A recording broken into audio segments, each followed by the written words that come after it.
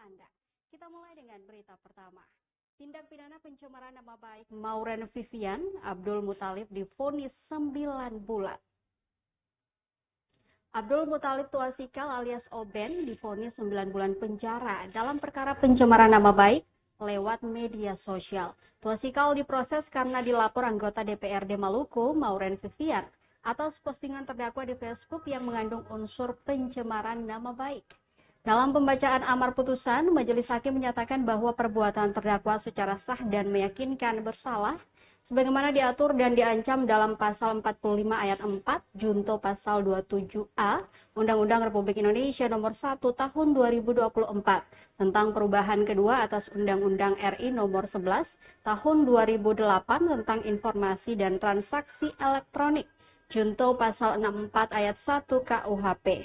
Vonis itu dibacakan Hakim Ketua Wilson Striefeld, didampingi 2 hakim anggota lainnya dalam persidangan di Pengadilan Negeri Ambon, Kamis 27 Maret 2025. Hukuman yang dijatuhkan majelis hakim lebih ringan dari tuntutan jaksa penuntut umum atau JPU, yakni 1 tahun 2 bulan. Selain dihukum penjara, terdakwa juga dihukum membayar denda sebesar 10 juta rupiah.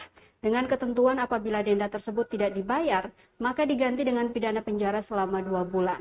Juga ditetapkan barang bukti berupa 1 lembar print-out hasil screenshot tampilan foto profil akun Facebook atas nama Abdul Muthalib, 1 lembar print-out hasil screenshot tampilan profil akun Facebook atas nama Abdul Muthalib yang telah diganti nama akun menjadi Mega Mendung Abdul Muthalib. Kemudian 13 lembar print-out hasil screenshot tampilan postingan beserta kolom komentar postingan akun Facebook atas nama Abdul Muthalib yang telah diganti nama akun menjadi Mega Mendung Abdul Muthalib. Seluruhnya terlampir dalam berkas perkara, sementara 1 unit handphone merek Vivo Y15S warna hijau dengan email slot 186072706905256 dan email slot 28607270690525668 dirampas untuk negara. Diketahui atas perbuatan terdakwa melalui kuasa hukum melayangkan aduan resmi pada 28 Maret 2024.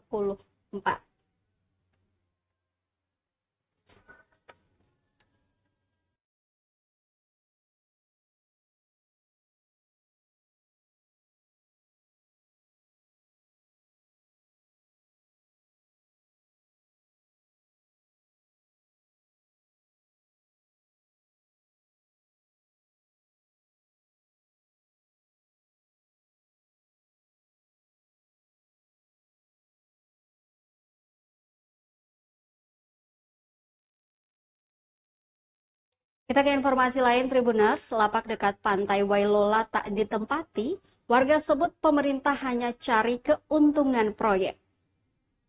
Lapak modern di dekat pantai Wailola, Kota Bula, Kabupaten Seram Bagian Timur atau SBT, hingga kini belum ditempati pedagang. Padahal bangunan tersebut sudah ada sejak masa pemerintahan mantan Bupati Abdul Mukti Keliobas.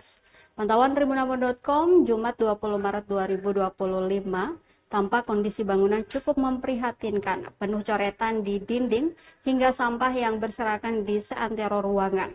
Sejumlah bagian atap bangunan juga mulai rusak. Tiang penyangga berbahan besi juga penuh karatan. Warga setempat pun menyoroti keberadaan bangunan yang diperuntukkan untuk pedagang itu. Mat Kwairu Maratu, salah satu pedagang, menyebut, pemerintah Kabupaten SBT hanya mengejar nilai keuntungan proyek tanpa mempertimbangkan asas manfaatnya. Ia mengaku bangunan itu bahkan tidak pernah difungsikan sebagaimana mestinya. Ia berharap agar Bupati saat ini tidak mengulangi catatan buruk seperti itu.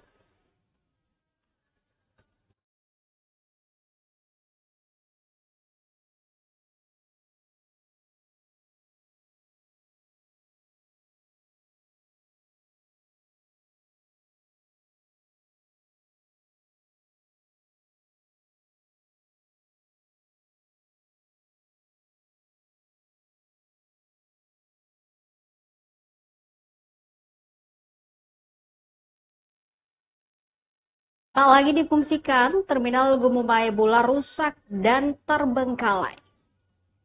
Kawasan Terminal Gumumai Bula, Kabupaten Seram Bagian Timur atau SBT telah lama terbengkalai.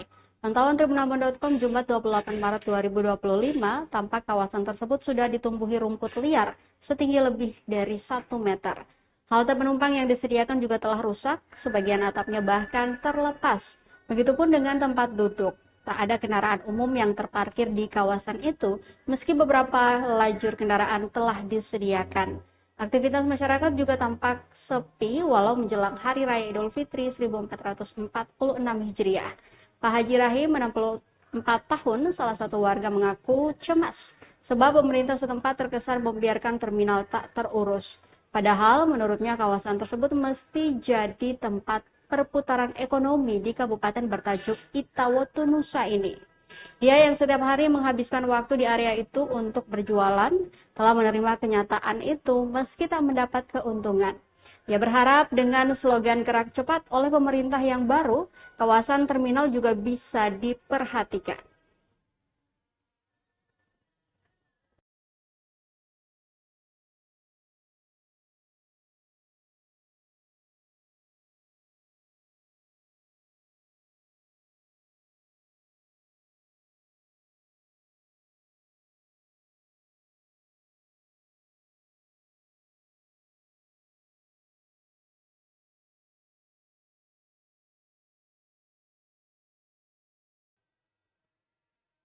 Kita ke Maluku Tenggara, Tribuners. Orang tua korban bentrok landmark Kota Langgur minta Polres Malra tangkap pelaku pembunuhan. Wahelmina Marta Kudubun, ibu dari Nathan Kudubun, korban tewas dalam bentrokan antar pemuda di landmark Kota Langgur, Kecamatan Kei Kecil, Kabupaten Maluku Tenggara atau Malra, Provinsi Maluku, meminta kepada pihak kepolisian agar segera menangkap pelaku yang mengaku sedih dan tak terima anaknya menjadi korban penembakan saat bentrokan terjadi. Diketahui peristiwa bentrokan tersebut terjadi di landmark Kota Langgur, Kecamatan Kei Kecil pada Minggu 16 Maret 2025 dini hari. Dengan berurai air mata, Ibu Wahelmina mengatakan, sebagai orang tua baru merasakan hati tenang dan lega ketika pelaku sudah ditangkap. Diwawancarai awak media Jumat 28 Maret 2025, Wahelmina memohon kepada siapa saja yang berwenang, tolong agar pelakunya segera ditangkap. Dirinya menegaskan hingga saat ini tidak ada kunjungan dari pihak kepolisian, Pemkab Malra ataupun aparatur sipil negara dari dinas terkait ke keluarga korban. Untuk diketahui, di hari yang sama, pemerintah Kabupaten Maluku Tenggara juga melaksanakan sumpah di lokasi bentrokan landmark Kota Langgur dengan menggandeng raja-raja DK.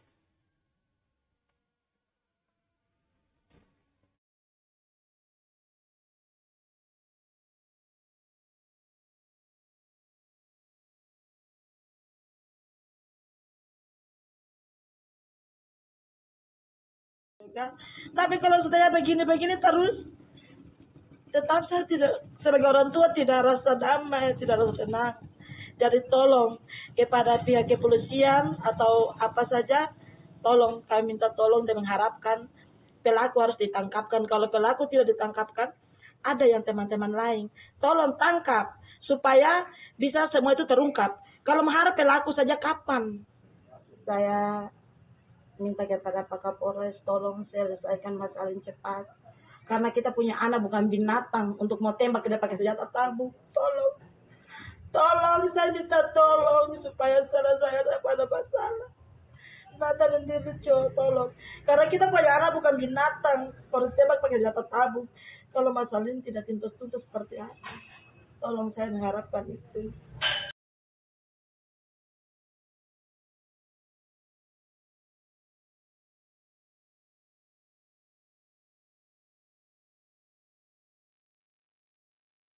Jelang Lebaran, kawasan Pasar Marentual macet, pengunjung membeludak. Kawasan Pasar Marentual, Provinsi Maluku makin padat jelang Idul Fitri 1446 Hijriah. Bahkan tercatat butuh waktu nyaris 20 menit berkendara hanya untuk jarak 50 meter dari arah Pelabuhan Yosudarso menuju Pasar Maren, Jumat 28 Maret 2025. Parkiran kendaraan bermotor juga penuh saking membludaknya masyarakat berbelanja baju dan bahan makanan untuk Lebaran. Tampak petugas di Sub Kota Tual nampak mengarahkan kendaraan dari arah pelabuhan masuk ke dalam pasar. Ani, salah satu pemilik toko tekstil di kawasan tersebut, mengatakan volume kendaraan naik semenjak 3 hari lalu. Menurutnya, kebanyakan pengunjung yang berbelanja dari desa yang letaknya di pulau-pulau yakni Tayando, Tam, dan Pur, kebanyakan berbelanja daging, bahan makanan, juga baju lebaran. Sementara di sisi jalan keluar Pasar Maren, nampak 4 petugas di Sub sibuk mengatur arus lalu lintas.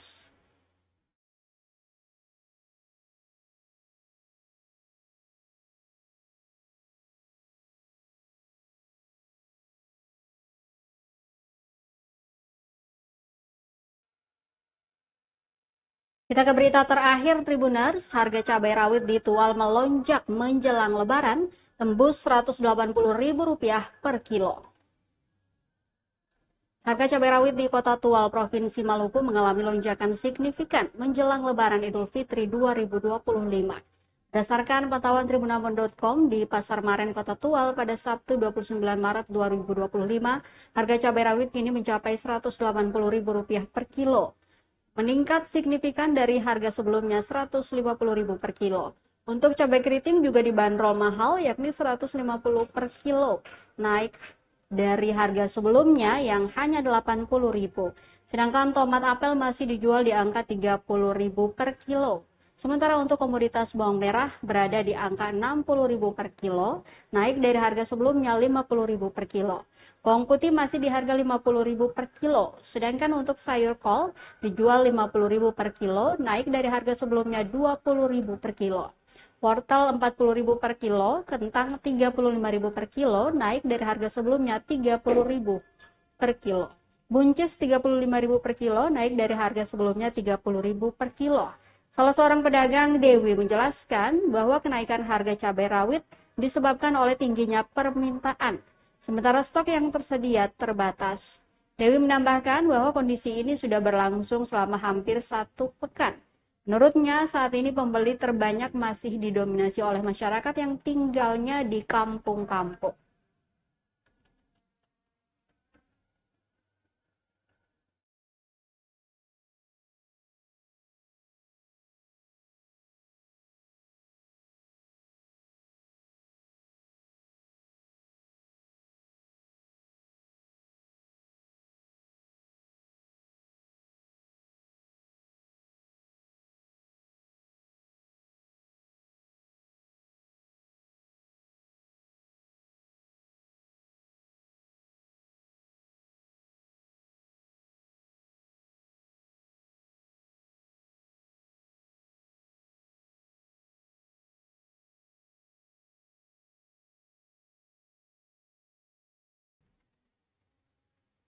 Tribuners, informasi tadi sekaligus mengakhiri perjumpaan kita di Ambon hari ini.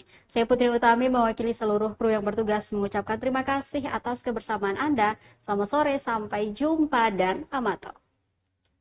Download Tribun X sekarang, menghadirkan lokal menjadi Indonesia.